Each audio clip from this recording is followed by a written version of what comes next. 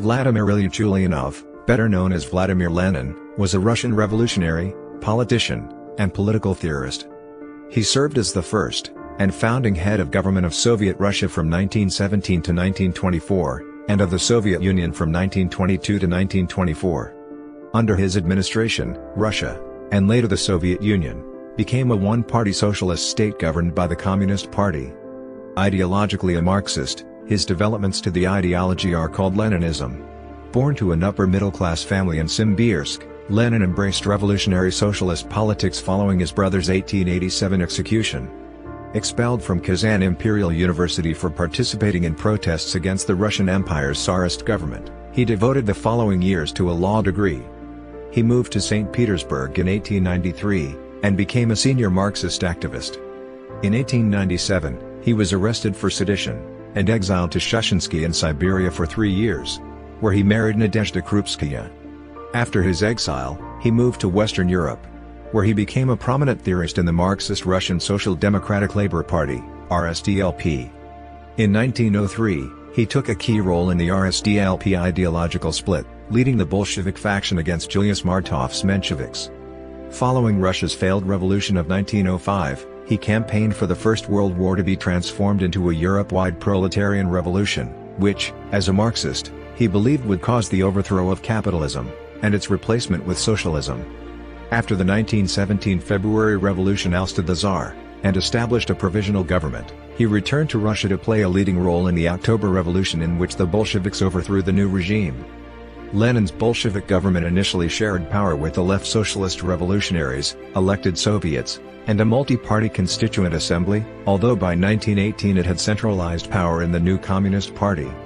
Lenin's administration redistributed land among the peasantry, and nationalized banks, and large-scale industry.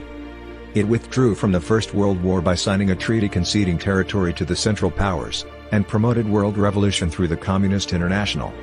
Opponents were suppressed in the Red Terror, a violent campaign administered by the state security services. Tens of thousands were killed or interned in concentration camps. His administration defeated right and left-wing anti-Bolshevik armies in the Russian Civil War from 1917 to 1922, and oversaw the Polish-Soviet War of 1919 to 1921. Responding to wartime devastation, famine, and popular uprisings, in 1921 Lenin encouraged economic growth through the new economic policy. Several non-Russian nations had secured independence from the Russian Republic after 1917, but 5 were forcibly reunited into the new Soviet Union in 1922, while others repelled Soviet invasions. His health failing, Lenin died in Gorky, with Joseph Stalin succeeding him as the preeminent figure in the Soviet government. Widely considered one of the most significant and influential figures of the 20th century, Lenin was the posthumous subject of a pervasive personality cult within the Soviet Union until its dissolution in 1991. He became an ideological figurehead behind Marxism-Leninism, and a prominent influence over the international communist movement. A controversial and highly divisive historical figure, Lenin is viewed by his supporters as a champion of socialism and the working class. Meanwhile, Lenin's critics accuse him of establishing a totalitarian dictatorship which oversaw mass killings and political repression. Going back to his great-grandparents, Russian, German, Swedish, and possibly Kalmyk, and Jewish influences can be discovered. His father Ilya Nikolaevich Ulyanov was from a family of former serfs. Ilya's father's ethnicity remains unclear, while Ilya's mother, Anna Alexeyevna Smirnova, was half Kalmyk and half Russian.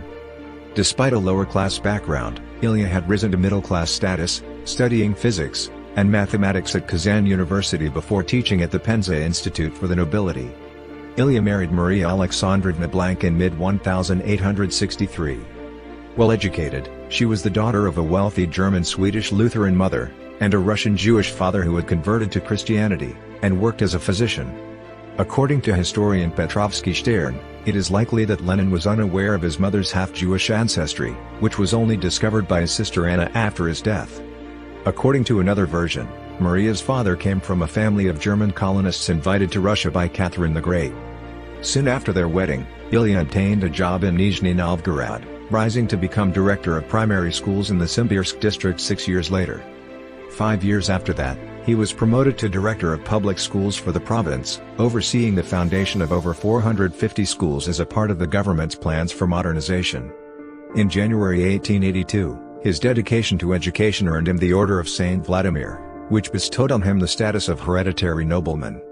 Lenin was born in Streletsskaya Ulitsa, Simbirsk, now Ulyanovsk, on April 22, 1870, and baptized 6 days later. As a child, he was known as Volodya, a diminutive of Vladimir. He was the third of 8 children, having 2 older siblings, Anna, born 1864, and Alexander, born 1866. They were followed by 3 more children, Olga, born 1871, Dmitry, born 1874, and Maria, born 1878. 2 later siblings died in infancy. Ilya was a devout member of the Russian Orthodox Church, and baptized his children into it, although Maria, a Lutheran by upbringing, was largely indifferent to Christianity, a view that influenced her children.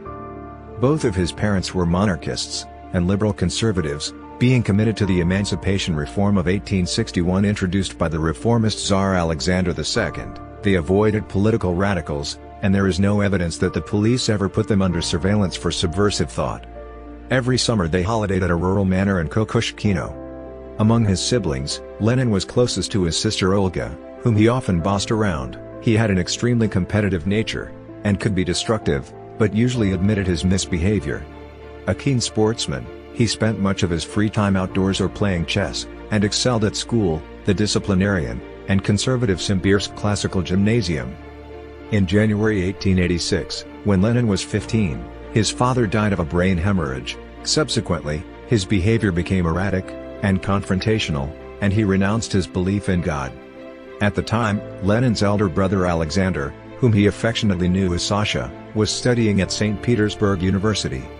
Involved in political agitation against the absolute monarchy of the reactionary Tsar Alexander III, Alexander studied the writings of banned leftists, and organized anti-government protests. He joined the revolutionary cell bent on assassinating the Tsar, and was selected to construct a bomb. Before the attack could take place, the conspirators were arrested, and tried, and Alexander was executed by hanging in May. Despite the emotional trauma of his father's and brother's deaths, Lenin continued studying, graduated from school at the top of his class with a gold medal for exceptional performance, and decided to study law at Kazan University. Upon entering Kazan University in August 1887, Lenin moved into a nearby flat. There, he joined a Zemlyichtvo, a form of university society that represented the men of a particular region.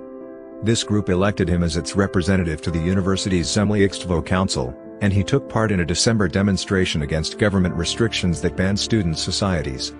The police arrested Lenin, and accused him of being a ringleader in the demonstration. He was expelled from the university, and the Ministry of Internal Affairs exiled him to his family's Kokoshkino estate.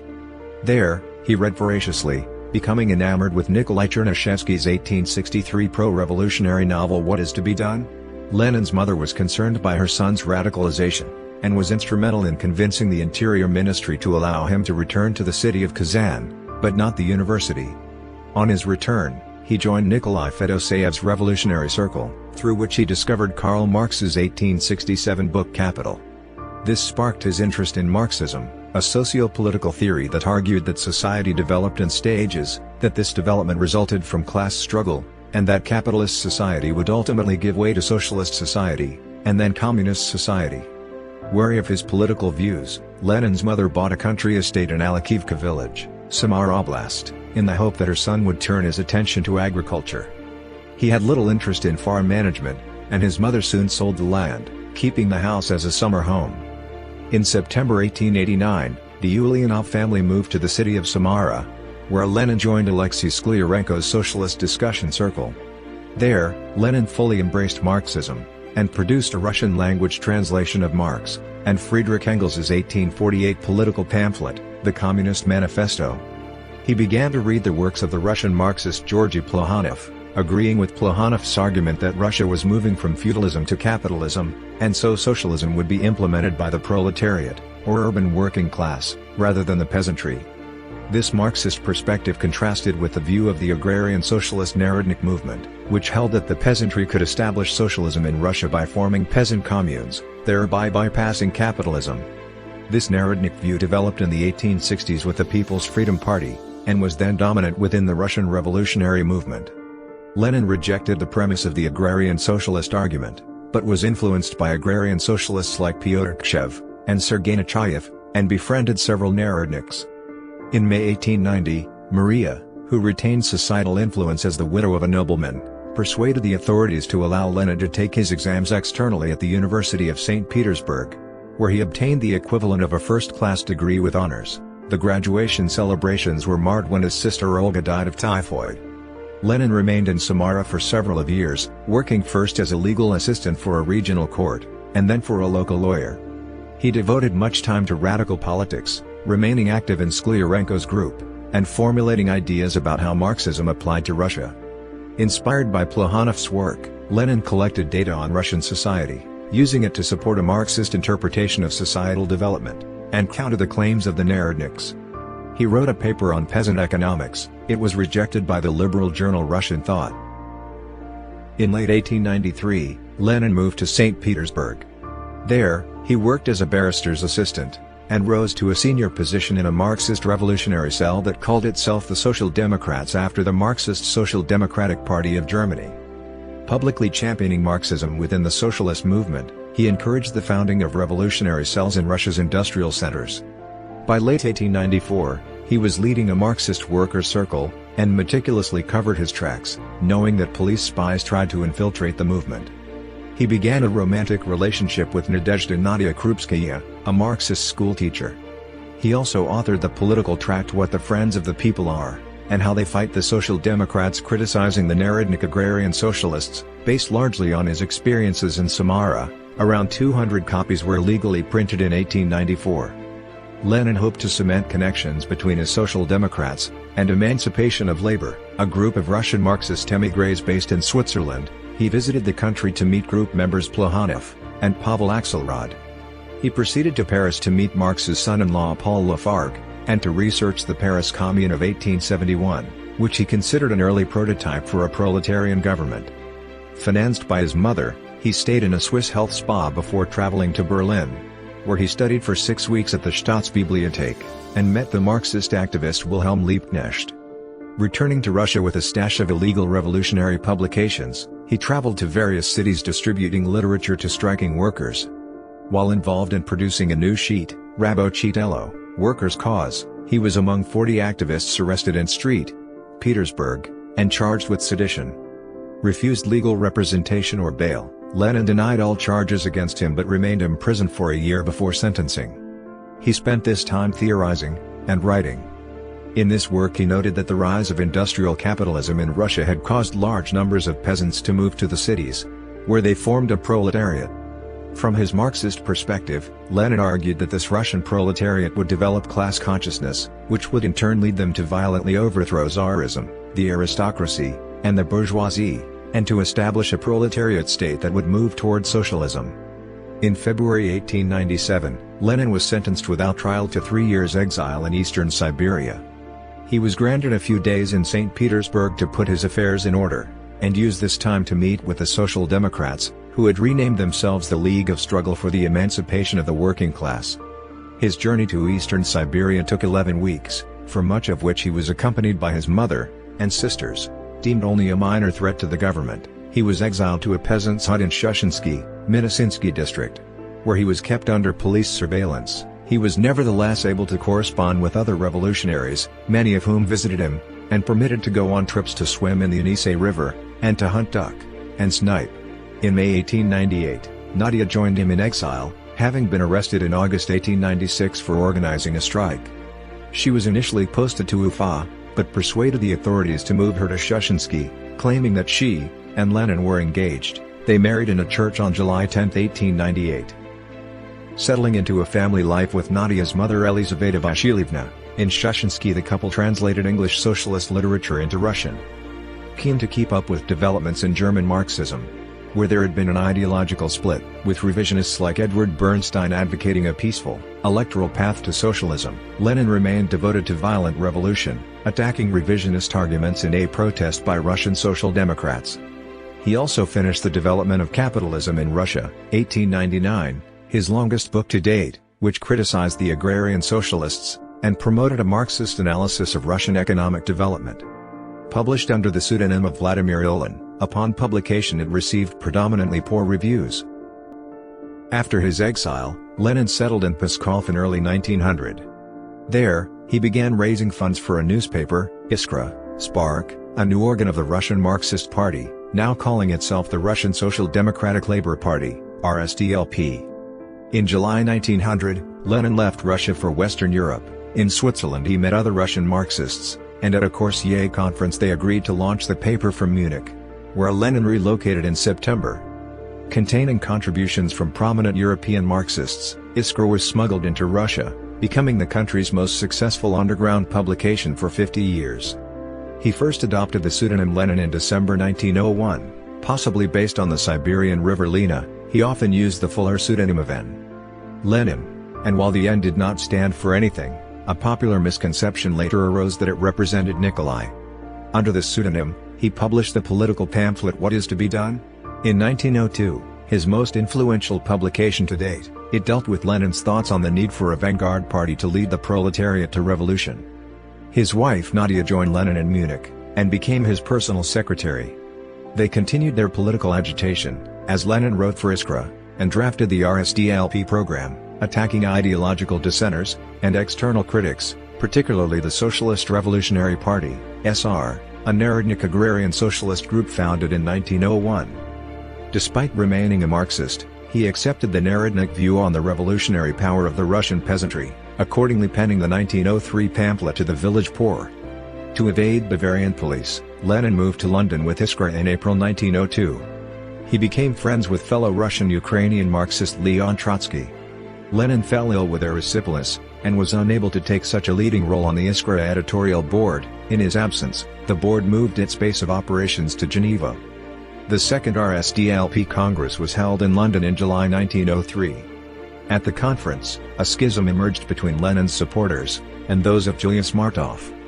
Martov argued that party members should be able to express themselves independently of the party leadership. Lenin disagreed, emphasizing the need for a strong leadership with complete control over the party.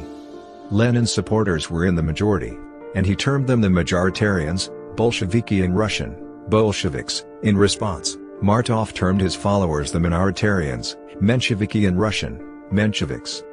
Arguments between Bolsheviks and Mensheviks continued after the conference. The Bolsheviks accused their rivals of being opportunists and reformists who lacked discipline, while the Mensheviks accused Lenin of being a despot and autocrat. Enraged at the Mensheviks, Lenin resigned from the Iskra editorial board, and in May 1904 published the anti-Menshevik tract One Step Forward, Two Steps Back. The stress made Lenin ill, and to recuperate he went on a hiking holiday in rural Switzerland. The Bolshevik faction grew in strength. By spring 1905, the whole RSDLP Central Committee was Bolshevik, and in December they founded the newspaper Forward. In January 1905, the Bloody Sunday massacre of protesters in St. Petersburg sparked a spate of civil unrest in the Russian Empire known as the Revolution of 1905. Lenin urged Bolsheviks to take a greater role in the events, encouraging violent insurrection. In doing so, he adopted SR slogans regarding armed insurrection, mass terror, and the expropriation of gentry land, resulting in Menshevik accusations that he had deviated from orthodox Marxism. In turn, he insisted that the Bolsheviks split completely with the Mensheviks. Many Bolsheviks refused, and both groups attended the Third RSDLP Congress, held in London in April 1905 at the Brotherhood Church. Lenin presented many of his ideas in the pamphlet Two Tactics of Social Democracy in the Democratic Revolution, published in August 1905.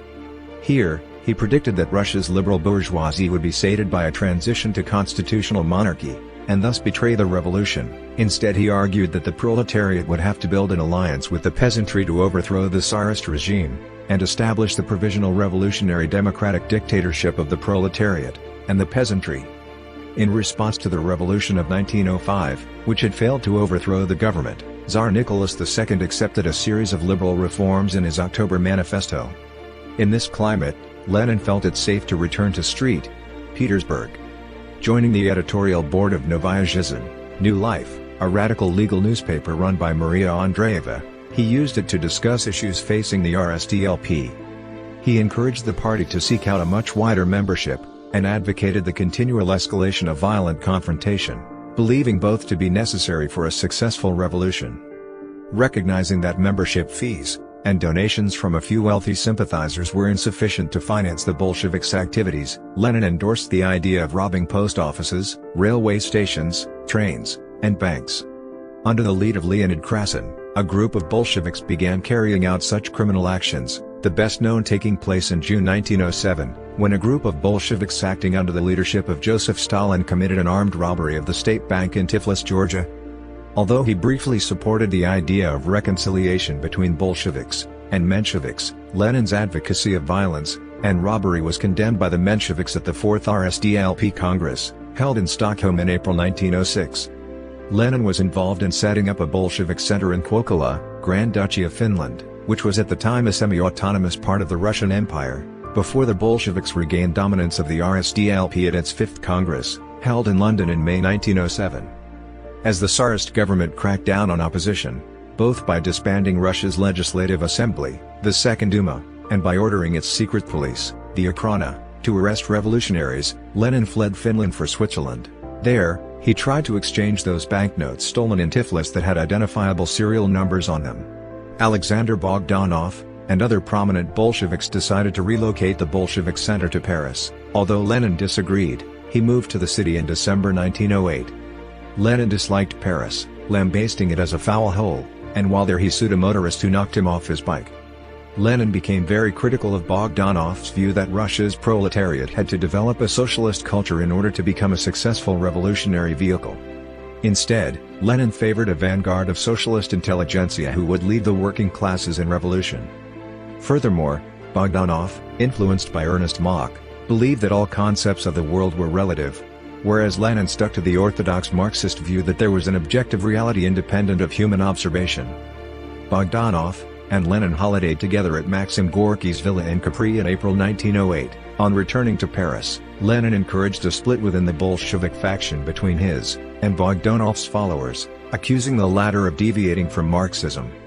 In May 1908, Lenin lived briefly in London, where he used the British Museum reading room to write Materialism and Empirio-Criticism, an attack on what he described as the bourgeois reactionary falsehood of Bogdanov's relativism. Lenin's factionalism began to alienate increasing numbers of Bolsheviks, including his former close supporters Alexei Rykov and Lev Kamenev. The Okhrana exploited his factionalist attitude by sending a spy, Roman Malinovsky, to act as a vocal Lenin supporter within the party. Various Bolsheviks expressed their suspicions about Malinovsky to Lenin. Although it is unclear if the latter was aware of the spy's duplicity, it is possible that he used Malinovsky to feed false information to the Okhrana. In August 1910, Lenin attended the 8th Congress of the Second International, an international meeting of socialists, in Copenhagen as the RSDLP's representative, following this with a holiday in Stockholm with his mother. With his wife and sisters he then moved to France, settling first in Bonbon, and then Paris. Here, he became a close friend to the French Bolshevik Inessa Armand. Some biographers suggest that they had an extramarital affair from 1910 to 1912.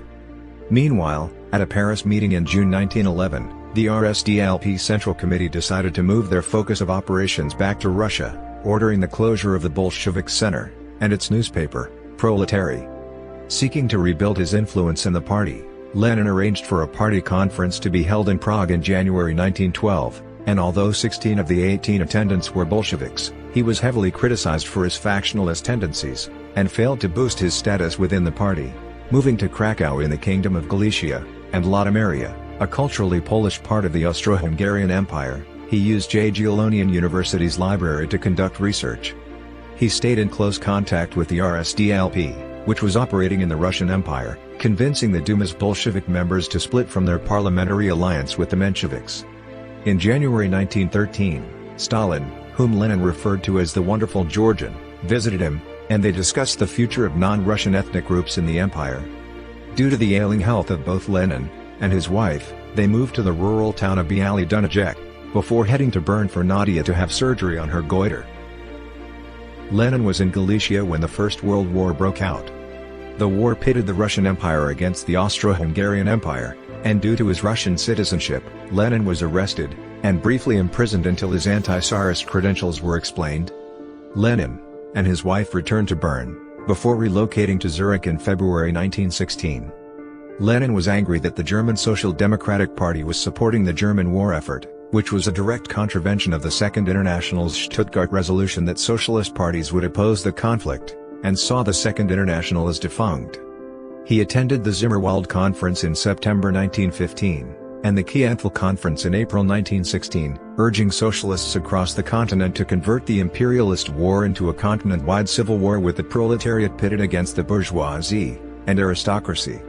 In July 1916, Lenin's mother died, but he was unable to attend her funeral. Her death deeply affected him, and he became depressed, fearing that he too would die before seeing the proletarian revolution. In September 1917, Lenin published Imperialism, the Highest Stage of Capitalism, which argued that imperialism was a product of monopoly capitalism, as capitalists sought to increase their profits by extending into new territories where wages were lower, and raw materials cheaper. He believed that competition and conflict would increase, and that war between the imperialist powers would continue until they were overthrown by proletariat revolution, and socialism established. He spent much of this time reading the works of Georg Wilhelm Friedrich Hegel, Ludwig Feuerbach, and Aristotle, all of whom had been key influences on Marx. This changed Lenin's interpretation of Marxism, whereas he once believed that policies could be developed based on predetermined scientific principles, he concluded that the only test of whether a policy was correct was its practice. He still perceived himself as an orthodox Marxist, but he began to diverge from some of Marx's predictions about societal development. Whereas Marx had believed that a bourgeoisie democratic revolution of the middle classes had to take place before a socialist revolution of the proletariat, Lenin believed that in Russia the proletariat could overthrow the Tsarist regime without an intermediate revolution. In February 1917, the February Revolution broke out in St. Petersburg, renamed Petrograd at the beginning of the First World War, as industrial workers went on strike over food shortages and deteriorating factory conditions. The unrest spread to other parts of Russia, and fearing that he would be violently overthrown, Tsar Nicholas II abdicated. The State Duma took over control of the country, establishing the Russian Provisional Government, and converting the empire into a new Russian republic. When Lenin learned of this from his base in Switzerland, he celebrated with other dissidents. He decided to return to Russia to take charge of the Bolsheviks but found that most passages into the country were blocked due to the ongoing conflict. He organized a plan with other dissidents to negotiate a passage for them through Germany, with which Russia was then at war. Recognizing that these dissidents could cause problems for their Russian enemies, the German government agreed to permit 32 Russian citizens to travel by train through their territory, among them Lenin and his wife. For political reasons, Lenin and the Germans agreed to a cover story that Lenin had traveled by sealed train carriage through German territory, but in fact the train was not truly sealed, and the passengers were allowed to disembark to, for example, spend the night in Frankfurt. The group traveled by train from Zurich to Sassnitz, proceeding by ferry to Trelleborg, Sweden, and from there to the Haparanda-Tornio border crossing, and then to Helsinki before taking the final train to Petrograd in disguise. Arriving at Petrograd's Finland station in April, Lenin gave a speech to Bolshevik supporters condemning the Provisional Government, and again calling for a continent-wide European proletarian revolution. Over the following days, he spoke at Bolshevik meetings, lambasting those who wanted reconciliation with the Mensheviks, and revealing his April theses, an outline of his plans for the Bolsheviks, which he had written on the journey from Switzerland. He publicly condemned both the Mensheviks and the social revolutionaries, who dominated the influential Petrograd Soviet, for supporting the Provisional Government, denouncing them as traitors to socialism. Considering the government to be just as imperialist as the Tsarist regime, he advocated immediate peace with Germany and Austria-Hungary, ruled by Soviets, the nationalization of industry and banks, and the state expropriation of land, all with the intention of establishing a proletariat government and pushing toward a socialist society. By contrast, the Mensheviks believed that Russia was insufficiently developed to transition to socialism, and accused Lenin of trying to plunge the new republic into civil war. Over the coming months Lenin campaigned for his policies, attending the meetings of the Bolshevik Central Committee, prolifically writing for the Bolshevik newspaper Pravda, and giving public speeches in Petrograd aimed at converting workers, soldiers, sailors, and peasants to his cause. Sensing growing frustration among Bolshevik supporters, Lenin suggested an armed political demonstration in Petrograd to test the government's response. Amid deteriorating health, he left the city to recuperate in the Finnish village of Nivala. The Bolsheviks' armed demonstration, the July Days, took place while Lenin was away, but upon learning that demonstrators had violently clashed with government forces, he returned to Petrograd, and called for calm.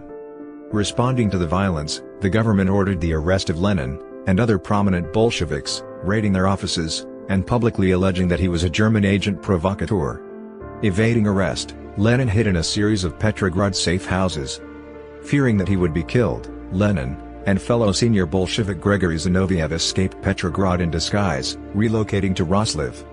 There, Lenin began work on the book that became The State and Revolution, an exposition on how he believed the socialist state would develop after the proletariat revolution, and how from then on the state would gradually wither away, leaving a pure communist society.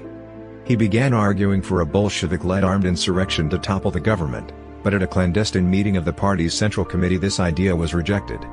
Lenin then headed by train, and by foot to Finland, arriving at Helsinki on 10th of August, where he hid away in safe houses belonging to Bolshevik sympathizers. In August 1917, while Lenin was in Finland, General Vladimir Kornilov, the commander-in-chief of the Russian army, sent troops to Petrograd in what appeared to be a military coup attempt against the Provisional Government. Premier Alexander Kerensky turned to the Petrograd Soviet, including its Bolshevik members, for help, allowing the revolutionaries to organize workers as Red Guards to defend the city. The coup petered out before it reached Petrograd, but the events had allowed the Bolsheviks to return to the open political arena. Fearing a counter-revolution from right-wing forces hostile to socialism, the Mensheviks, and socialist revolutionaries who dominated the Petrograd Soviet had been instrumental in pressuring the government to normalize relations with the Bolsheviks. Both the Mensheviks and socialist revolutionaries had lost much popular support because of their affiliation with the Provisional Government, and its unpopular continuation of the war. The Bolsheviks capitalized on this, and soon the pro-Bolshevik Marxist Trotsky was elected leader of the Petrograd Soviet. In September, the Bolsheviks gained a majority in the workers' sections of both the Moscow and Petrograd Soviets. Recognizing that the situation was safer for him, Lenin returned to Petrograd. There he attended a meeting of the Bolshevik Central Committee on 10th of October, where he again argued that the party should lead an armed insurrection to topple the Provisional Government. This time the argument won with 10 votes against 2. Critics of the plan, Zinoviev and Kamenev, argued that Russian workers would not support a violent coup against the regime, and that there was no clear evidence for Lenin's assertion that all of Europe was on the verge of proletarian revolution. The party began plans to organize the offensive, holding a final meeting at the Smolny Institute on 24th of October. This was the base of the Military Revolutionary Committee, MRC, an armed militia largely loyal to the Bolsheviks that had been established by the Petrograd Soviet during Kornilov's alleged coup. In October, the MRC was ordered to take control of Petrograd's key transport, communication, printing, and utilities hubs, and did so without bloodshed. Bolsheviks besieged the government in the Winter Palace, and overcame it, and arrested its ministers after the cruiser Aurora, controlled by Bolshevik seamen, fired a blank shot to signal the start of the revolution. During the insurrection, Lenin gave a speech to the Petrograd Soviet announcing that the Provisional Government had been overthrown. The Bolsheviks declared the formation of a new government, the Council of People's Commissars, or Sovnarkom. Lenin initially turned down the leading position of chairman, suggesting Trotsky for the job, but other Bolsheviks insisted, and ultimately Lenin relented. Lenin and other Bolsheviks then attended the Second Congress of Soviets on 26 and 27 of October, and announced the creation of the new government. Menshevik attendees condemned the illegitimate seizure of power, and the risk of civil war. In these early days of the new regime, Lenin avoided talking in Marxist and socialist terms so as not to alienate Russia's population, and instead spoke about having a country controlled by the workers. Lenin and many other Bolsheviks expected proletariat revolution to sweep across Europe in days or months. The Provisional Government had planned for a constituent assembly to be elected in November 1917. Against Lenin's objections, Sovnarkom agreed for the vote to take place as scheduled. In the constitutional election, the Bolsheviks gained approximately a quarter of the vote, being defeated by the agrarian-focused socialist revolutionaries. Lenin argued that the election was not a fair reflection of the people's will, that the electorate had not had time to learn the Bolsheviks' political program, and that the candidacy lists had been drawn up before the left socialist revolutionaries split from the socialist revolutionaries. Nevertheless, the newly elected Russian Constituent Assembly convened in Petrograd in January 1918. Sovnarkom argued that it was counter-revolutionary because it sought to remove power from the Soviets, but the socialist revolutionaries and Mensheviks denied this. The Bolsheviks presented the assembly with a motion that would strip it of most of its legal powers. When the assembly rejected the motion, Sovnarkom declared this as evidence of its counter-revolutionary nature, and forcibly disbanded it. Lenin rejected repeated calls, including from some Bolsheviks, to establish a coalition government with other socialist parties. Although refusing a coalition with the Mensheviks or socialist revolutionaries, Sovnarkom partially relented. They allowed the left socialist revolutionaries 5 posts in the cabinet in December 1917.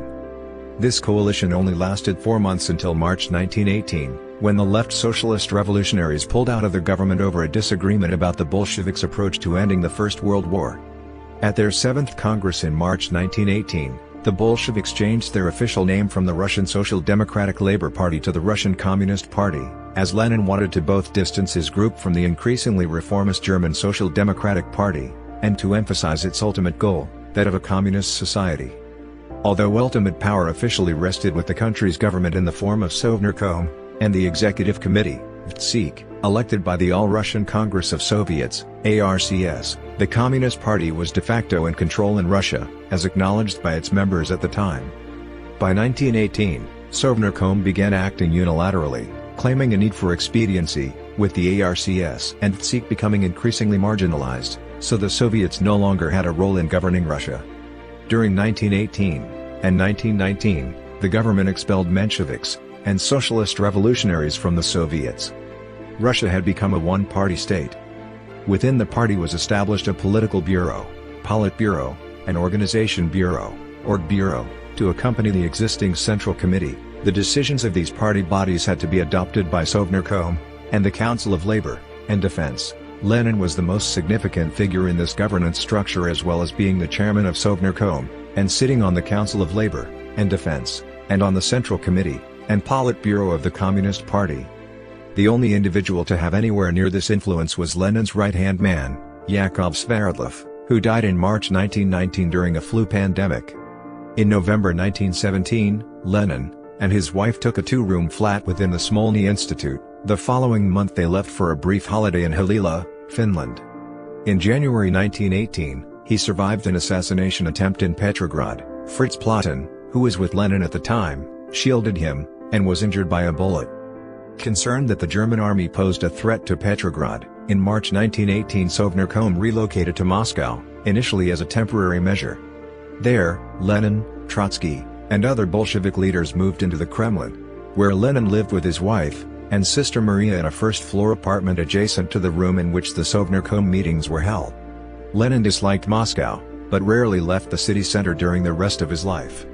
He survived a second assassination attempt. In Moscow in August 1918, he was shot following a public speech, and injured badly. A socialist revolutionary, Fanny Kaplan, was arrested and executed. The attack was widely covered in the Russian press, generating much sympathy for Lenin and boosting his popularity.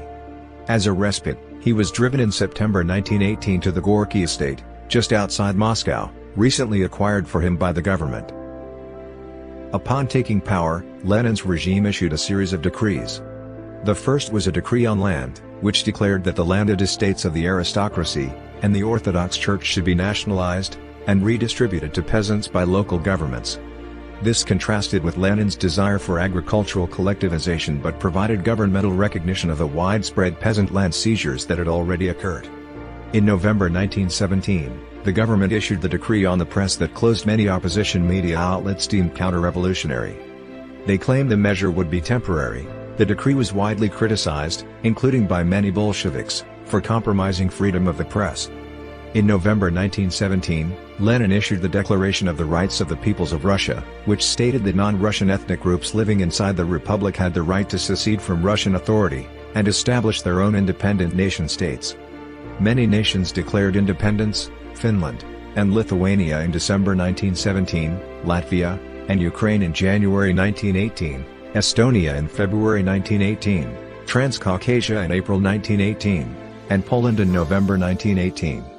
Soon, the Bolsheviks actively promoted communist parties in these independent nation-states. While at the Fifth All-Russian Congress of the Soviets in July 1918, a constitution was approved that reformed the Russian Republic into the Russian Soviet Federative Socialist Republic. Seeking to modernize the country, the government officially converted Russia from the Julian calendar to the Gregorian calendar used in Europe. In November 1917, Sovnarkom issued a decree abolishing Russia's legal system, calling on the use of revolutionary conscience to replace the abolished laws.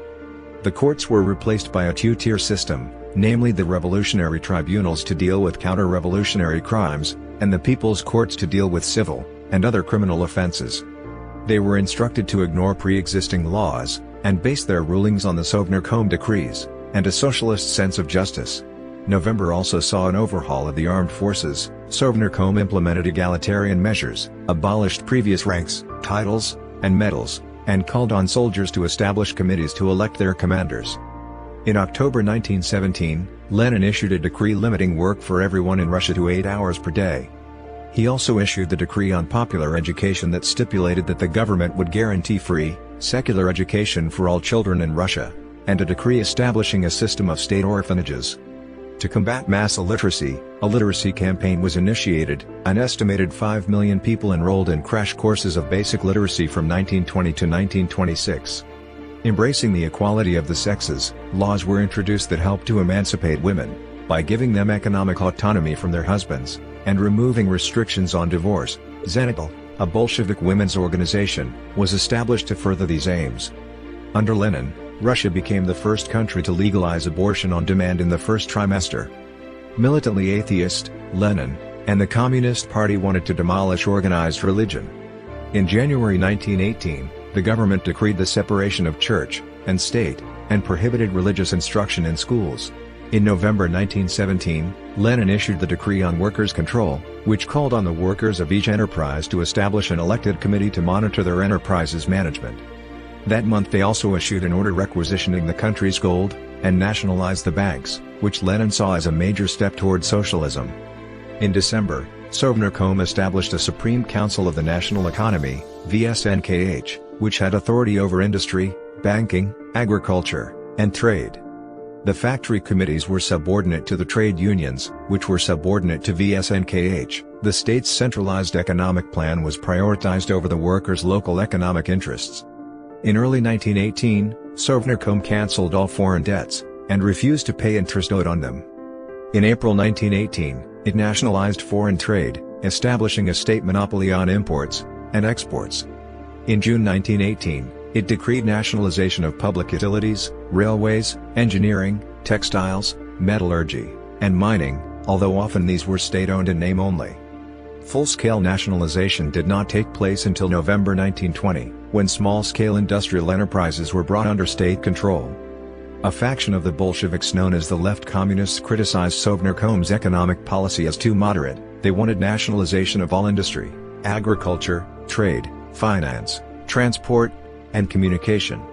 Lenin believed that this was impractical at that stage, and that the government should only nationalize Russia's large-scale capitalist enterprises, such as the banks, railways, larger landed estates, and larger factories and mines, allowing smaller businesses to operate privately until they grew large enough to be successfully nationalized. Lenin also disagreed with the left communists about the economic organization. In June 1918, he argued that centralized economic control of industry was needed. Whereas left communists wanted each factory to be controlled by its workers, a syndicalist approach that Lenin considered detrimental to the cause of socialism. Adopting a left libertarian perspective, both the left communists and other factions in the Communist Party critiqued the decline of democratic institutions in Russia. Internationally, many socialists decried Lenin's regime, and denied that he was establishing socialism. In particular, they highlighted the lack of widespread political participation, popular consultation, and industrial democracy. In late 1918, the Czech-Austrian Marxist Karl Kautsky authored an anti-Leninist pamphlet condemning the anti-democratic nature of Soviet Russia, to which Lenin published a vociferous reply. German Marxist Rosa Luxemburg echoed Kautsky's views, while a Russian anarchist Peter Kropotkin described the Bolshevik seizure of power as the burial of the Russian Revolution. Upon taking power, Lenin believed that a key policy of his government must be to withdraw from the First World War by establishing an armistice with the Central Powers of Germany and Austria-Hungary. He believed that ongoing war would create resentment among war-weary Russian troops, to whom he had promised peace, and that these troops, and the advancing German army threatened both his own government, and the cause of international socialism. By contrast, other Bolsheviks, in particular Nikolai Bukharin, and the left communists, believed that peace with the Central Powers would be a betrayal of international socialism, and that Russia should instead wage a war of revolutionary defense that would provoke an uprising of the German proletariat against their own government. Lenin proposed a 3-month armistice in his decree on peace of November 1917, which was approved by the Second Congress of Soviets, and presented to the German and Austro-Hungarian governments. The Germans responded positively, viewing this as an opportunity to focus on the Western Front, and stave off looming defeat. In November, armistice talks began at Brest-Litovsk, the headquarters of the German High Command on the Eastern Front, with the Russian delegation being led by Trotsky and Adolf Joffe. Meanwhile, a ceasefire until January was agreed. During negotiations, the Germans insisted on keeping their wartime conquests, which included Poland, Lithuania, and Courland, whereas the Russians countered that this was a violation of these nations' rights to self-determination. Some Bolsheviks had expressed hopes of dragging out negotiations until proletarian revolution broke out throughout Europe. On January 7, 1918, Trotsky returned from Brest-Litovsk to St. Petersburg with an ultimatum from the Central Powers: either Russia accept Germany's territorial demands or the war would resume. In January, and again in February, Lenin urged the Bolsheviks to accept Germany's proposals. He argued that the territorial losses were acceptable if it ensured the survival of the Bolshevik-led government. The majority of Bolsheviks rejected his position, hoping to prolong the armistice, and call Germany's bluff. On 18 February, the German army launched Operation Faustschlag, advancing further into Russian-controlled territory, and conquering Dvinsk within a day. At this point, Lenin finally convinced a small majority of the Bolshevik Central Committee to accept the Central Powers' demands.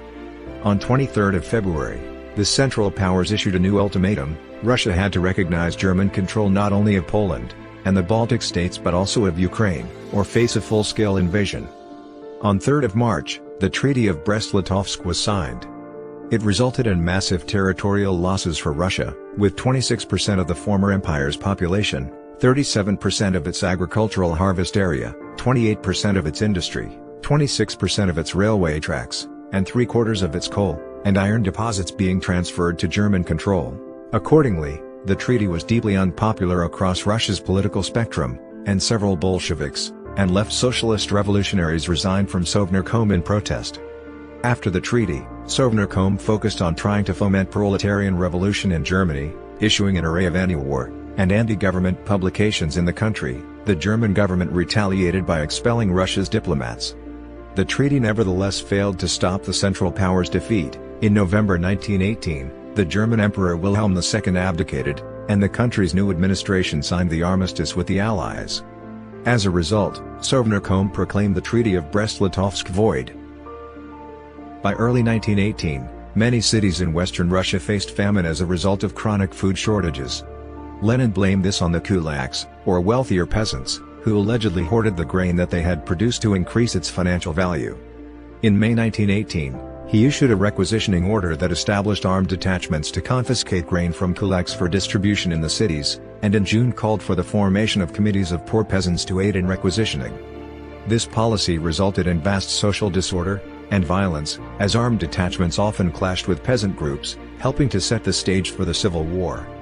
A prominent example of Lenin's views was his August 1918 telegram to the Bolsheviks of Penza, which called upon them to suppress a peasant insurrection by publicly hanging at least 100 known kulaks, rich men, and bloodsuckers. The requisitions disincentivized peasants from producing more grain than they could personally consume, and thus production slumped. A booming black market supplemented the official state-sanctioned economy, and Lenin called on speculators, black marketeers, and looters to be shot. Both the socialist revolutionaries and left socialist revolutionaries condemned the armed appropriations of grain at the Fifth All-Russian Congress of Soviets in July 1918. Realizing that the committees of the poor peasants were also persecuting peasants who were not kulaks, and thus contributing to anti-government feeling among the peasantry, in December 1918 Lenin abolished them. Lenin repeatedly emphasized the need for terror and violence in overthrowing the old order and ensuring the success of the revolution. Speaking to the All-Russian Central Executive Committee of the Soviets in November 1917, he declared that the state is an institution built up for the sake of exercising violence. Previously, this violence was exercised by a handful of moneybags over the entire people. Now we want to organize violence in the interests of the people. He strongly opposed suggestions to abolish capital punishment. Fearing anti-Bolshevik forces would overthrow his administration, in December 1917 Lenin ordered the establishment of the Emergency Commission for Combating Counter-Revolution and Sabotage, or Cheka, a political police force led by Felix Dzerzhinsky. In September 1918, Sovnarkom passed a decree that inaugurated the Red Terror, a system of repression orchestrated by the Cheka. Although sometimes described as an attempt to eliminate the entire bourgeoisie, Lenin did not want to exterminate all members of this class, merely those who sought to reinstate their rule. The majority of the terror's victims were well-to-do citizens or former members of the Tsarist administration, others were non-bourgeois anti-Bolsheviks, and perceived social undesirables such as prostitutes. The Cheka claimed the right to both sentence and execute anyone whom it deemed to be an enemy of the government, without recourse to the revolutionary tribunals. Accordingly, throughout Soviet Russia the Cheka carried out killings, often in large numbers. For example, the Petrograd Cheka executed 512 people in a few days. There are no surviving records to provide an accurate figure of how many perished in the Red Terror. Later estimates of historians have ranged between 10,000 and 15,000, and 50,000 to 140,000. Lenin never witnessed this violence or participated in it firsthand, and publicly distanced himself from it. His published articles and speeches rarely called for executions, but he regularly did so in his coded telegrams and confidential notes. Many Bolsheviks expressed disapproval of the Cheka's mass executions, and feared the organization's apparent unaccountability. The Communist Party tried to restrain its activities in February 1919, stripping it of its powers of tribunal and execution in those areas not under official martial law, but the Cheka continued as before in swathes of the country. By 1920, the Cheka had become the most powerful institution in Soviet Russia, exerting influence over all other state apparatus. A decree in April 1919 resulted in the establishment of concentration camps, which were entrusted to the Cheka, later administered by a new government agency, Gulag. By the end of 1920, 84 camps had been established across Soviet Russia, holding about 50,000 prisoners. By October 1923, this had grown to 315 camps, and about 70,000 inmates. Those interned in the camps were used as slave labor. From July 1922, intellectuals deemed to be opposing the Bolshevik government were exiled to inhospitable regions or deported from Russia altogether. Lenin personally scrutinized the lists of those to be dealt with in this manner. In May 1922, Lenin issued a decree calling for the execution of anti-Bolshevik priests, causing between 14,000 and 20,000 deaths. The Russian Orthodox Church was worst affected. The government's anti-religious policies also impacted on Roman Catholic and Protestant churches, Jewish synagogues, and Islamic mosques. Lenin expected Russia's aristocracy and bourgeoisie to oppose his government, but he believed that the numerical superiority of the lower classes, coupled with the Bolsheviks' ability to effectively organize them, guaranteed a swift victory in any conflict. In this, he failed to anticipate the intensity of the violent opposition to Bolshevik rule in Russia. The ensuing Russian Civil War pitted the pro-Bolshevik Reds against the anti-Bolshevik Whites but also encompassed ethnic conflicts on Russia's borders, and conflict between both Red and White armies, and local peasant groups, the Green Armies, throughout the former empire. Accordingly, various historians have seen the Civil War as representing two distinct conflicts, one between the revolutionaries and the counter-revolutionaries, and the other between different revolutionary factions. The White Armies were established by former Tsarist military officers, and included Anton Denikin's Volunteer Army in South Russia, Alexander Kolchak's forces in Siberia, and Nikolai Yudenich's troops in the newly independent Baltic states. The Whites were bolstered when 35,000 members of the Czech Legion, who were prisoners of war from the conflict with the Central Powers, turned against Sovnarkom, and allied with the Committee of Members of the Constituent Assembly, Komuch, an anti-Bolshevik government established in Samara. The Whites were also backed by Western governments who perceived the Treaty of Brest-Litovsk as a betrayal of the Allied war effort, and feared the Bolsheviks' calls for world revolution. In 1918, Great Britain, France, United States, Canada, Italy, and Serbia landed 10,000 troops in Murmansk, seizing Kandalaksha, while later that year British, American, and Japanese forces landed in Vladivostok. Western troops soon pulled out of the Civil War, instead only supporting the whites with officers, technicians, and armaments, but Japan remained because they saw the conflict as an opportunity for territorial expansion. Lenin tasked Trotsky with establishing a workers' and peasants' Red Army, and with his support, Trotsky organized a revolutionary military council in September 1918, remaining its chairman until 1925. Recognizing their valuable military experience, Lenin agreed that officers from the old Tsarist army could serve in the Red Army, although Trotsky established military councils to monitor their activities. The Reds held control of Russia's two largest cities, Moscow and Petrograd, as well as most of Great Russia, while the whites were located largely on the former empire's peripheries. The latter were therefore hindered by being both fragmented and geographically scattered, and because their ethnic Russian supremacism alienated the region's national minorities. Anti-Bolshevik armies carried out the White Terror, a campaign of violence against perceived Bolshevik supporters which was typically more spontaneous than the state-sanctioned Red Terror. Both White and Red armies were responsible for attacks against Jewish communities, prompting Lenin to issue a condemnation of anti-Semitism, blaming prejudice against Jews on capitalist propaganda. In July 1918, Sverdlov informed Sovnarkom that the Ural Regional Soviet had overseen the execution of the former Tsar and his immediate family in Yekaterinburg to prevent them from being rescued by advancing white troops. Although lacking proof, biographers and historians like Richard Pipes and Dmitry Volkogonov have expressed the view that the killing was probably sanctioned by Lenin. Conversely, historian James Ryan cautioned that there was no reason to believe this. Whether Lenin sanctioned it or not, he still regarded it as necessary, highlighting the precedent set by the execution of Louis XVI in the French Revolution. After the Brest-Litovsk Treaty, the left socialist revolutionaries had abandoned the coalition, and increasingly viewed the Bolsheviks as traitors to the revolution. In July 1918, the left socialist revolutionary Yakov Blumkin assassinated the German ambassador to Russia, Wilhelm von Merbach, hoping that the ensuing diplomatic incident would lead to a relaunched revolutionary war against Germany. The left socialist revolutionaries then launched a coup in Moscow, shelling the Kremlin, and seizing the city's central post office before being stopped by Trotsky's forces. The party's leaders, and many members were arrested, and imprisoned, but were treated more leniently than other opponents of the Bolsheviks. By 1919, the White armies were in retreat, and by the start of 1920 were defeated on all three fronts.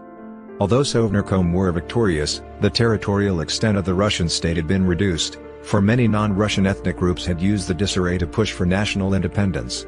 In some cases, such as the northeastern European nations of Estonia, Latvia, Lithuania, and Finland, the Soviets recognized their independence, and concluded peace treaties. In other cases, the Red Army suppressed secessionist movements. By 1921 they had defeated the Ukrainian national movements, and occupied the Caucasus, although fighting in Central Asia lasted until the late 1920s. After the German Ober-Ost garrisons were withdrawn from the Eastern Front following the armistice, both Soviet-Russian armies, and Polish ones moved in to fill the vacuum. The newly independent Polish state, and the Soviet government each saw territorial expansion in the region. Polish and Russian troops first clashed in February 1919, with the conflict developing into the Polish-Soviet War. Unlike the Soviets' previous conflicts, this had greater implications for the export of revolution, and the future of Europe. Polish forces pushed into Ukraine, and by May 1920 had taken Kiev from the Soviets. After forcing the Polish army back, Lenin urged the Red Army to invade Poland itself, believing that the Polish proletariat would rise up to support the Russian troops, and thus spark European revolution. Trotsky and other Bolsheviks were skeptical, but agreed to the invasion. The Polish proletariat did not rise, and the Red Army was defeated at the Battle of Warsaw. The Polish armies pushed the Red Army back into Russia, forcing Sovnarkom to sue for peace. The war culminated in the Peace of Riga, in which Russia ceded territory to Poland. After the armistice on the Western Front, Lenin believed that the breakout of the European Revolution was imminent. Seeking to promote this, Sovnarkom supported the establishment of Bela Kun's Soviet government in Hungary in March 1919, followed by the Soviet government in Bavaria, and various revolutionary socialist uprisings in other parts of Germany, including that of the Spartacus League. During Russia's civil war, the Red Army was sent into the newly independent national republics on Russia's borders to aid Marxists there in establishing Soviet systems of government. In Europe, this resulted in the creation of new communist-led states in Estonia, Latvia, Lithuania, Belarus, and Ukraine, all of which were officially independent of Russia, while further east it led to the creation of communist governments in Outer Mongolia. Various senior Bolsheviks wanted these absorbed into the Russian state. Lenin insisted that national sensibilities should be respected, but reassured his comrades that these nations' new Communist Party administrations were under the de facto authority of Sovnarkom.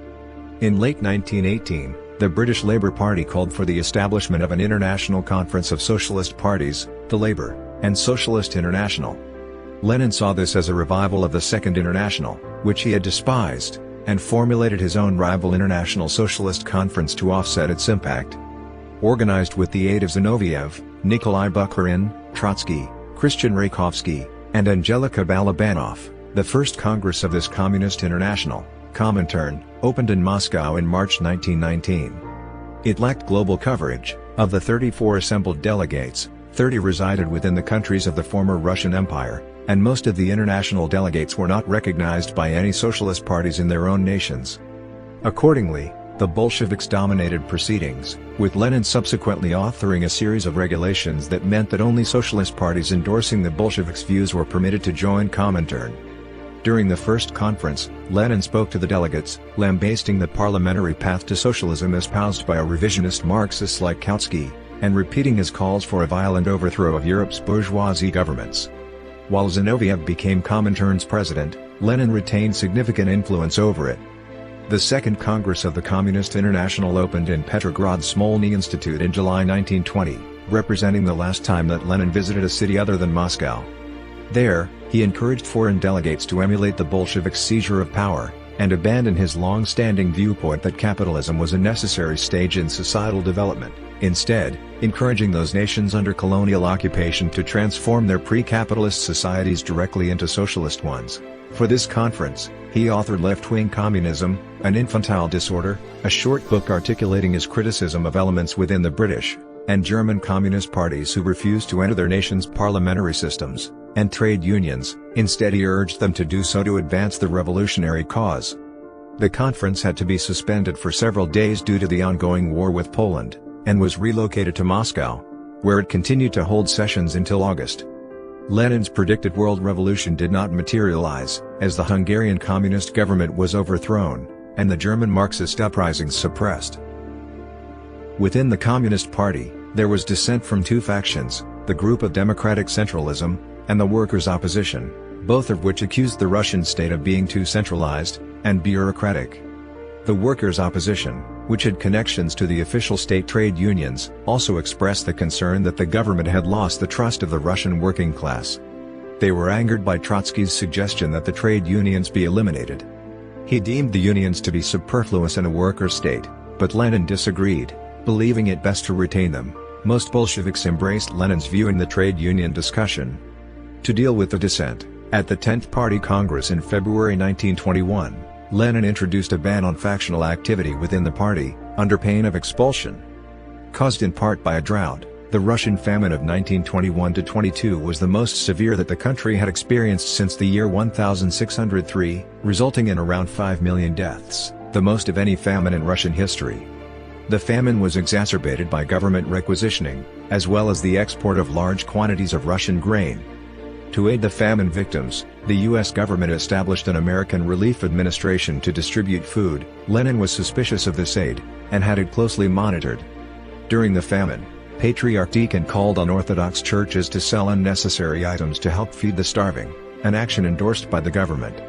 In February 1922 Sovnarkom went further by calling on all valuables belonging to religious institutions to be forcibly appropriated and sold. Deacon opposed the sale of items used within the Eucharist, and many clergy resisted the appropriations, resulting in violence. In 1920 and 1921, local opposition to requisitioning resulted in anti-Bolshevik peasant uprisings breaking out across Russia, which were suppressed. Among the most significant was the Tambov Rebellion, which was put down by the Red Army.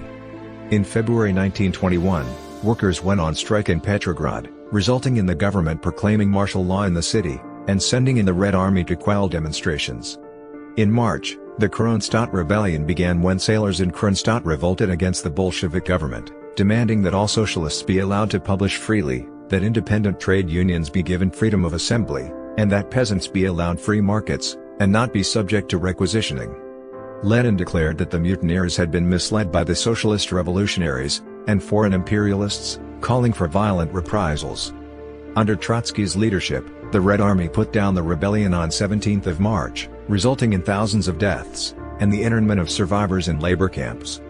In February 1921, Lenin introduced a new economic policy, NEP, to the Politburo. He convinced most senior Bolsheviks of its necessity, and it passed into law in April. Lenin explained the policy in a booklet, on the food tax, in which he stated that the NEP represented a return to the original Bolshevik economic plans. He claimed that these had been derailed by the Civil War, in which Sovnarkom had been forced to resort to the economic policies of war communism.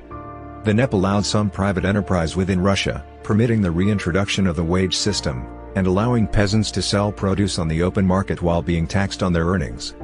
The policy also allowed for a return to privately owned small industry, basic industry, transport, and foreign trade remained under state control. Lenin termed this state capitalism, and many Bolsheviks thought it to be a betrayal of socialist principles. Lenin biographers have often characterized the introduction of the NEP as one of his most significant achievements, and some believe that had it not been implemented then Sovnarkom would have been quickly overthrown by popular uprisings. In January 1920, the government brought in universal labor conscription, ensuring that all citizens aged between 16 and 50 had to work.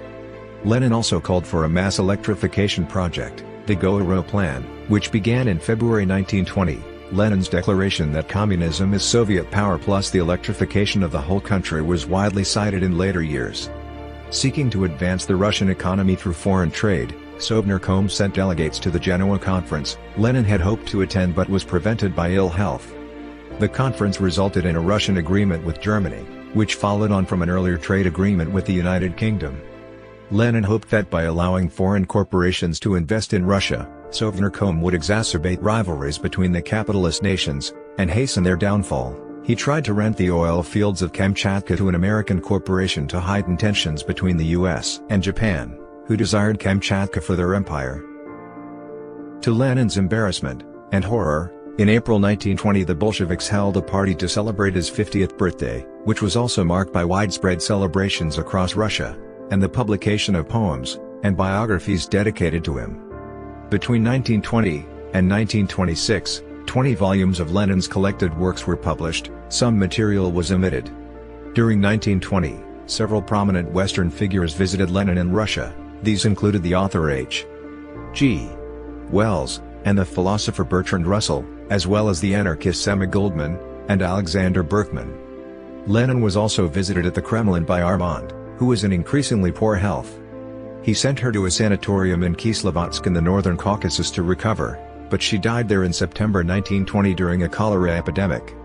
Her body was transported to Moscow, where visibly grief-stricken Lenin oversaw her burial beneath the Kremlin wall. Lenin was seriously ill by the latter half of 1921, experiencing hyperacusis, insomnia, and regular headaches. At the Politburo's insistence, in July he left Moscow for a month's leave at his Gorky mansion, where he was cared for by his wife and sister. Lenin began to contemplate the possibility of suicide, asking both Krupskaya and Stalin to acquire potassium cyanide for him. 26 physicians were hired to help Lenin during his final years. Many of them were foreign, and had been hired at great expense. Some suggested that his sickness could have been caused by metal oxidation from the bullets that were lodged in his body from the 1918 assassination attempt. In April 1922 he underwent a surgical operation to remove them. The symptoms continued after this, with Lenin's doctors unsure of the cause. Some suggested that he had neurasthenia or cerebral arteriosclerosis. In May 1922, he had his first stroke, temporarily losing his ability to speak, and being paralyzed on his right side. He convalesced at Gorky, and had largely recovered by July. In October, he returned to Moscow. In December, he had a second stroke, and returned to Gorky. Despite his illness, Lenin remained keenly interested in political developments. When the Socialist Revolutionary Party's leadership was found guilty of conspiring against the government in a trial held between June and August 1922, Lenin called for their execution. They were instead imprisoned indefinitely, only being executed during the Great Purge of Stalin's leadership. With Lenin's support, the government also succeeded in virtually eradicating Menshevism in Russia by expelling all Mensheviks from state institutions and enterprises in March 1923, and then imprisoning the party's membership in concentration camps. Lenin was concerned by the survival of the Tsarist bureaucratic system in Soviet Russia, particularly during his final years. Condemning bureaucratic attitudes, he suggested a total overhaul to deal with such problems, in one letter complaining that we are being sucked into a foul bureaucratic swamp. During December 1922 and January 1923, Lenin dictated Lenin's testament, in which he discussed the personal qualities of his comrades, particularly Trotsky and Stalin. He recommended that Stalin be removed from the position of General Secretary of the Communist Party, deeming him ill-suited for the position. Instead, he recommended Trotsky for the job, describing him as the most capable man on the present Central Committee. He highlighted Trotsky's superior intellect but at the same time criticized his self-assurance and inclination toward excess administration. During this period he dictated a criticism of the bureaucratic nature of the Workers' and Peasants' Inspectorate, calling for the recruitment of new, working-class staff as an antidote to this problem, while in another article he called for the state to combat illiteracy, promote punctuality and conscientiousness within the populace, and encourage peasants to join cooperatives. In Lenin's absence, Stalin had begun consolidating his power both by appointing his supporters to prominent positions, and by cultivating an image of himself as Lenin's closest intimate and deserving successor. In December 1922, Stalin took responsibility for Lenin's regimen, being tasked by the Politburo with controlling who had access to him. Lenin was increasingly critical of Stalin, while Lenin was insisting that the state should retain its monopoly on international trade. During mid-1922, Stalin was leading other Bolsheviks in unsuccessfully opposing this. There were personal arguments between the two as well. Stalin had upset Krupskaya by shouting at her during a phone conversation, which in turn greatly angered Lenin, who sent Stalin a letter expressing his annoyance. The most significant political division between the two emerged during the Georgian affair. Stalin had suggested that both the forcibly Sovietized Georgia and neighboring countries like Azerbaijan and Armenia, which were all invaded and occupied by the Red Army, should be merged into the Russian state, despite the protestations of their local Soviet-installed governments. Lenin saw this as an expression of great Russian ethnic chauvinism by Stalin and his supporters, instead calling for these nation-states to join Russia as semi-independent parts of a greater union, which he suggested be called the Union of Soviet Republics of Europe and Asia. After some resistance to the proposal, Stalin eventually accepted it, but, with Lenin's agreement, he changed the name of the newly proposed state to the Union of Soviet Socialist Republics, USSR. Lenin sent Trotsky to speak on his behalf at a Central Committee plenum in December, where the plans for the USSR were sanctioned. These plans were then ratified on 30th of December by the Congress of Soviets, resulting in the formation of the Soviet Union. Despite his poor health, Lenin was elected chairman of the new government of the Soviet Union. In March 1923, Lenin had a third stroke and lost his ability to speak. That month, he experienced partial paralysis on his right side and began exhibiting sensory aphasia. By May, he appeared to be making a slow recovery, regaining some of his mobility, speech, and writing skills. In October, he made a final visit to the Kremlin. In his final weeks, Lenin was visited by Zinoviev, Kamenev, and Bukharin. The latter visited him at his Gorky mansion on the day of his death. On January 21, 1924, Lenin fell into a coma, and died later that day. His official cause of death was recorded as an incurable disease of the blood vessels. The Soviet government publicly announced Lenin's death the following day. On 23 January, mourners from the Communist Party, trade unions, and Soviets visited his Gorky home to inspect the body, which was carried aloft in a red coffin by leading Bolsheviks. Transported by train to Moscow, the coffin was taken to the House of Trade Unions, where the body lay in state. Over the next 3 days, around 1 million mourners came to see the body, many queuing for hours in the freezing conditions. On 26 January, the 11th All-Union Congress of Soviets met to pay respects, with speeches by Kalinin, Zinoviev, and Stalin. Notably, Trotsky was absent. He had been convalescing in the Caucasus, and he later claimed that Stalin sent him a telegram with the incorrect date of the planned funeral, making it impossible for him to arrive in time.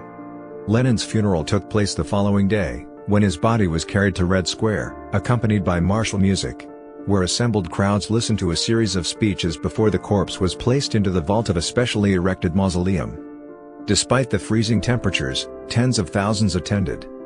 Against Krupskaya's protestations, Lenin's body was embalmed to preserve it for long-term public display in the Red Square Mausoleum. During this process, Lenin's brain was removed. In 1925 an institute was established to dissect it, revealing that Lenin had severe sclerosis. In July 1929, the Politburo agreed to replace the temporary mausoleum with a permanent one in granite, which was finished in 1933. His sarcophagus was replaced in 1940, and again in 1970. For safety amid the Second World War, from 1941 to 1945 the body was temporarily moved to Tyumen. As of 2022, his body remains on public display in Lenin's mausoleum on Red Square. Lenin was a devout Marxist, and believed that his interpretation of Marxism, first termed Leninism by Martov in 1904, was the sole authentic and orthodox one. According to his Marxist perspective, humanity would eventually reach pure communism, becoming a stateless, classless, egalitarian society of workers who were free from exploitation and alienation, controlled their own destiny, and abided by the rule from each according to his ability, to each according to his needs. According to Volkogonov, Lenin deeply and sincerely believed that the path he was setting Russia on would ultimately lead to the establishment of this communist society.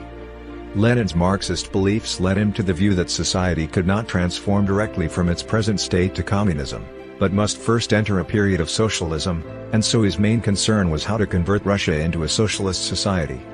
To do so, he believed that a dictatorship of the proletariat was necessary to suppress the bourgeoisie and develop a socialist economy.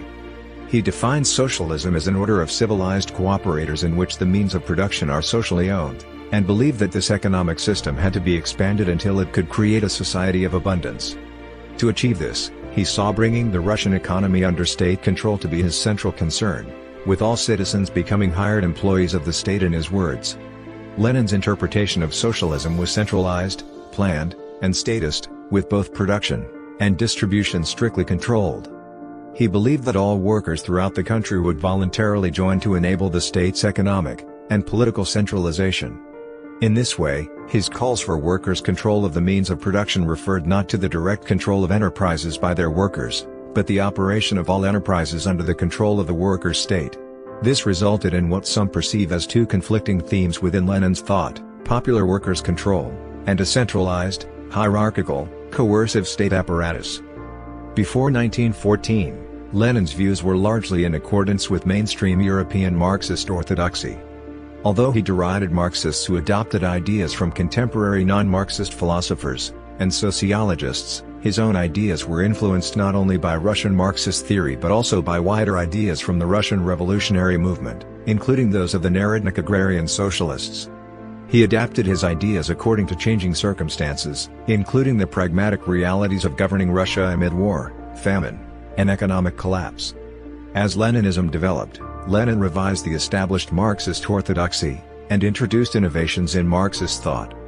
In his theoretical writings, particularly Imperialism, Lenin discussed what he regarded as developments in capitalism since Marx's death. In his view, it had reached the new stage of state monopoly capitalism. He believed that although Russia's economy was dominated by the peasantry, the presence of monopoly capitalism in Russia meant that the country was sufficiently materially developed to move to socialism. Leninism adopted a more absolutist and doctrinaire perspective than other variants of Marxism, and distinguished itself by the emotional intensity of its liberationist vision. It also stood out by emphasizing the role of a vanguard who could lead the proletariat to revolution, and elevated the role of violence as a revolutionary instrument. Bertrand Russell, on his meeting with Lenin in 1920, said, he, Lenin, was possessed with absolute orthodoxy. He thought a proposition could be proved by quoting a text in Marx. And he was quite incapable of supposing that there could be anything in Marx that wasn't right. Lenin believed that the representative democracy of capitalist countries gave the illusion of democracy while maintaining the dictatorship of the bourgeoisie. Describing the representative democratic system of the United States, he referred to the spectacular and meaningless duels between two bourgeois parties, both of whom were led by astute multimillionaires that exploited the American proletariat. He opposed liberalism, exhibiting a general antipathy toward liberty as a value, and believing that liberalism's freedoms were fraudulent because it did not free laborers from capitalist exploitation. Lenin declared that Soviet government is many millions of times more democratic than the most democratic bourgeois republic, the latter of which was simply a democracy for the rich. He regarded his dictatorship of the proletariat as democratic because, he claimed, it involved the election of representatives to the Soviets, workers electing their own officials, and the regular rotation and involvement of all workers in the administration of the state. Lenin's belief as to what a proletariat state should look like nevertheless deviated from that adopted by the Marxist mainstream. European Marxists like Kautsky envisioned a democratically elected parliamentary government in which the proletariat had a majority. Whereas Lenin called for a strong, centralized state apparatus that excluded any input from the bourgeois. Lenin was an internationalist, and a keen supporter of world revolution, deeming national borders to be an outdated concept, and nationalism a distraction from class struggle. He believed that in a socialist society, the world's nations would inevitably merge, and result in a single world government. He believed that this socialist state would need to be a centralized, unitary one, and regarded federalism as a bourgeois concept. In his writings, Lenin espoused anti-imperialist ideas, and stated that all nations deserved the right of self-determination. He supported wars of national liberation, accepting that such conflicts might be necessary for a minority group to break away from a socialist state, because socialist states are not wholly or insured against mistakes or weaknesses. Prior to taking power in 1917, he was concerned that ethnic and national minorities would make the Soviet state ungovernable with their calls for independence. According to the historian Simon Sebag Montefiore, Lenin thus encouraged Stalin to develop a theory that offered the ideal of autonomy and the right of secession without necessarily having to grant either. On taking power, Lenin called for the dismantling of the bonds that had forced minority ethnic groups to remain in the Russian Empire, and espoused their right to secede, but also expected them to reunite immediately in the spirit of proletariat internationalism. He was willing to use military force to ensure this unity, resulting in armed incursions into the independent states that formed in Ukraine, Georgia, Poland, Finland, and the Baltic states. Only when its conflicts with Finland, the Baltic states, and Poland proved unsuccessful did Lenin's government officially recognize their independence. Lenin saw himself as a man of destiny, and firmly believed in the righteousness of his cause, and his own ability as a revolutionary leader. Biographer Louis Fisher described him as a lover of radical change, and maximum upheaval, a man for whom there was never a middle ground. He was an either-or, black or red exaggerator. Highlighting Lenin's extraordinary capacity for disciplined work, and devotion to the revolutionary cause, Pipes noted that he exhibited much charisma.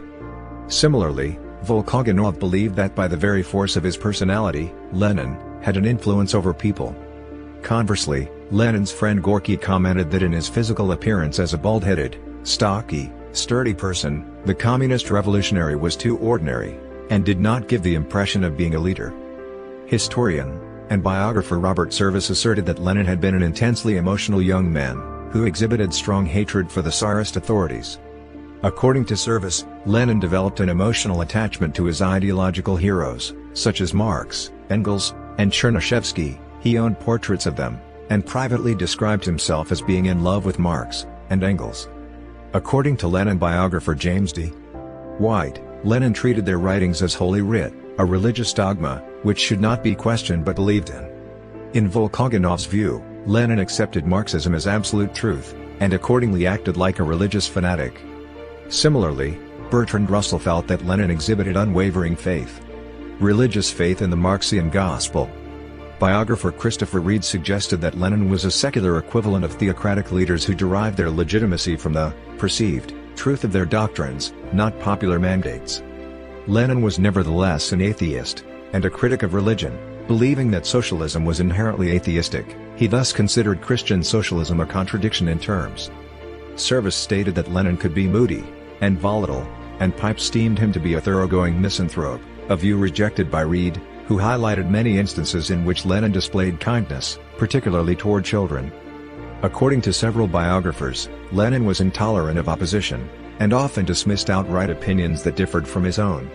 He could be venomous in his critique of others, exhibiting a propensity for mockery, ridicule, and ad hominem attacks on those who disagreed with him.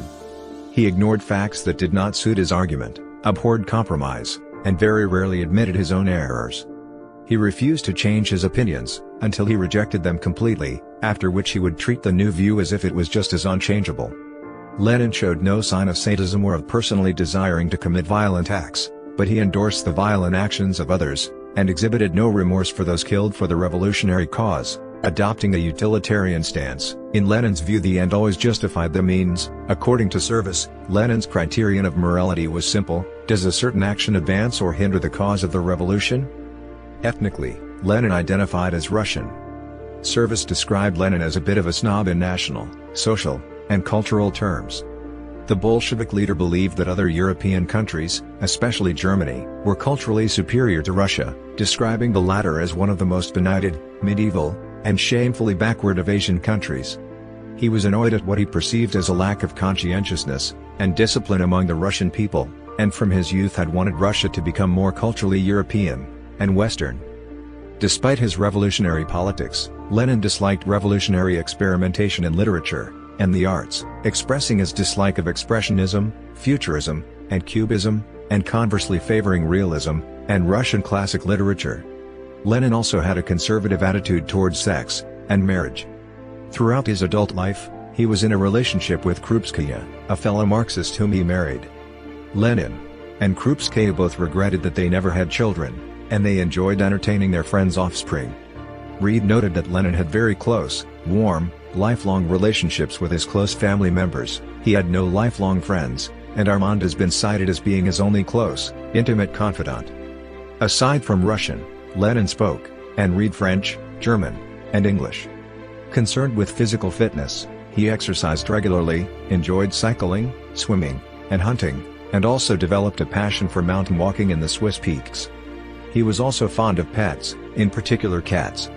Tending to eschew luxury, he lived a Spartan lifestyle, and Pipes noted that Lenin was exceedingly modest in his personal wants, leading an austere, almost ascetic, style of life. Lenin despised untidiness, always keeping his work desk tidy, and his pencils sharpened, and insisted on total silence while he was working. According to Fisher, Lenin's vanity was minimal, and for this reason he disliked the cult of personality that the Soviet administration began to build around him. He nevertheless accepted that it might have some benefits in unifying the communist movement. Volkogonov said, while renouncing Leninist ideology, that there can scarcely have been another man in history who managed so profoundly to change so large a society on such a scale. Lenin's administration laid the framework for the system of government that ruled Russia for 7 decades, and provided the model for later communist-led states that came to cover a third of the inhabited world in the mid-20th century. As a result, Lenin's influence was global. A controversial figure, Lenin remains both reviled and revered, a figure who has been both idolized and demonized. Even during his lifetime, Lenin was loved and hated, admired, and scorned by the Russian people. This has extended into academic studies of Lenin and Leninism, which have often been polarized along political lines. The historian Albert Rhesus suggested that if the October Revolution is considered the most significant event of the 20th century, then Lenin must for good or ill be considered the century's most significant political leader. White described Lenin as one of the undeniably outstanding figures of modern history, while Service noted that the Russian leader was widely understood to be one of the 20th century's principal actors. Reed considered him one of the most widespread, universally recognizable icons of the 20th century, while Ryan called him one of the most significant and influential figures of modern history. Time magazine named Lenin one of the 100 most important people of the 20th century, and one of their top 25 political icons of all time. In the Western world, biographers began writing about Lenin soon after his death. Some such as Christopher Hill were sympathetic to him, and others such as Richard Pipes and Robert Gallatley expressly hostile. Some later biographers such as Reed and Lars Lee sought to avoid making either hostile or positive comments about him, thereby evading politicized stereotypes. Among sympathizers, he was portrayed as having made a genuine adjustment of Marxist theory that enabled it to suit Russia's particular socio-economic conditions. The Soviet view characterized him as a man who recognized the historically inevitable, and accordingly helped to make the inevitable happen. Conversely, the majority of Western historians have perceived him as a person who manipulated events in order to attain, and then retain political power, moreover considering his ideas as attempts to ideologically justify his pragmatic policies. Later, revisionists in both Russia and the West highlighted the impact that pre-existing ideas and popular pressures exerted on Lenin and his policies. Various historians and biographers have characterized Lenin's administration as totalitarian and as a police state, and many have described it as a one-party dictatorship. Several such scholars have described Lenin as a dictator. Ryan stated that he was not a dictator in the sense that all his recommendations were accepted and implemented, for many of his colleagues disagreed with him on various issues. Fisher noted that while Lenin was a dictator, he was not the kind of dictator Stalin later became. Volkogonov believed that whereas Lenin established a dictatorship of the party, it would only be under Stalin that the Soviet Union became the dictatorship of one man. Conversely, various Marxist observers, including Western historians Hill and John Rees, argued against the view that Lenin's government was a dictatorship, viewing it instead as an imperfect way of preserving elements of democracy without some of the processes found in liberal democratic states. Ryan contends that the leftist historian Paul LeBlanc makes a quite valid point that the personal qualities that led Lenin to brutal policies were not necessarily any stronger than in some of the major Western leaders of the 20th century. Ryan also posits that for Lenin revolutionary violence was merely a means to an end, namely the establishment of a socialist, ultimately communist world. A world without violence. Historian J. Getty remarked, Lenin deserves a lot of credit for the notion that the meek can inherit the earth, that there can be a political movement based on social justice and equality. Some left-wing intellectuals, among them Slavoj Zizek, Alan Badiou, Lars T. Lee, and Frederick Jameson, advocate reviving Lenin's uncompromising revolutionary spirit to address contemporary global problems. In the Soviet Union, a cult of personality devoted to Lenin began to develop during his lifetime, but was only fully established after his death. According to historian Nina Tamarkin, it represented the world's most elaborate cult of a revolutionary leader since that of George Washington in the United States, and has been repeatedly described as quasi-religious in nature. Busts or statues of Lenin were erected in almost every village, and his face adorned postage stamps, crockery, posters, and the front pages of Soviet newspapers Pravda and Izvestia. The places where he had lived or stayed were converted into museums devoted to him. Libraries, streets, farms, museums, towns, and whole regions were named after him, with the city of Petrograd being renamed Leningrad in 1924, and his birthplace of Simbirsk becoming Ulyanovsk. The Order of Lenin was established as one of the country's highest decorations. All of this was contrary to Lenin's own desires, and was publicly criticized by his widow. Various biographers have stated that Lenin's writings were treated in a manner akin to Holy Scripture within the Soviet Union, while Pipes added that his every opinion was cited to justify one policy or another, and treated as gospel. Stalin systematized Leninism through a series of lectures at the Sverdlov University, which were then published as Questions of Leninism. Stalin also had much of the deceased leader's writings collated, and stored in a secret archive in the Marx-Engels-Lenin Institute. Material such as Lenin's collection of books in Krakow was also collected from abroad for storage in the institute, often at great expense. During the Soviet era, these writings were strictly controlled, and very few had access. All of Lenin's writings that proved useful to Stalin were published, but the others remained hidden, and knowledge of both Lenin's non-Russian ancestry and his noble status was suppressed. In particular, knowledge of his Jewish ancestry was suppressed until the 1980s, perhaps out of Soviet anti-Semitism, and so as not to undermine Stalin's Russification efforts, and perhaps so as not to provide fuel for anti-Soviet sentiment among international anti-Semites. After the discovery of Lenin's Jewish ancestry, this aspect was repeatedly emphasized by the Russian far right, who claimed that his inherited Jewish genetics explained his desire to uproot traditional Russian society. Under Stalin's regime, Lenin was actively portrayed as a close friend of Stalin's who had supported Stalin's bid to be the next Soviet leader. During the Soviet era, 5 separate editions of Lenin's published works were published in Russian, the first beginning in 1920, and the last from 1958 to 1965. The 5th edition was described as complete, but in reality had much omitted for political expediency. After Stalin's death, Nikita Khrushchev became leader of the Soviet Union, and began a process of de-Stalinization, citing Lenin's writings, including those on Stalin, to legitimize this process. When Mikhail Gorbachev took power in 1985, and introduced the policies of glasnost and perestroika, he too cited these actions as a return to Lenin's principles. In late 1991, amid the dissolution of the Soviet Union, Russian President Boris Yeltsin ordered the Lenin Archive be removed from Communist Party control, and placed under the control of a state organ, the Russian Center for the Preservation and Study of Documents of Recent History, at which it was revealed that over 6,000 of Lenin's writings had gone unpublished. These were declassified, and made available for scholarly study. Since 1991, there has been some discussion about moving Lenin's body from the mausoleum to the Kremlin Wall necropolis, and burying it there. President Boris Yeltsin, with the support of the Russian Orthodox Church, intended to close the mausoleum, and bury Lenin next to his mother, Maria Alexandrovna Ulyanova, at the Volkov Cemetery in St. Petersburg. His successor, Vladimir Putin, opposed this, stating that a reburial of Lenin would imply that generations of citizens had observed false values during 70 years of Soviet rule. In Russia in 2012, a proposal from a deputy belonging to the Liberal Democratic Party of Russia, with the support of some members of the governing United Russia Party, proposed the removal of Lenin monuments in Russia. The proposal was strongly opposed by the Communist Party of the Russian Federation, and was never considered.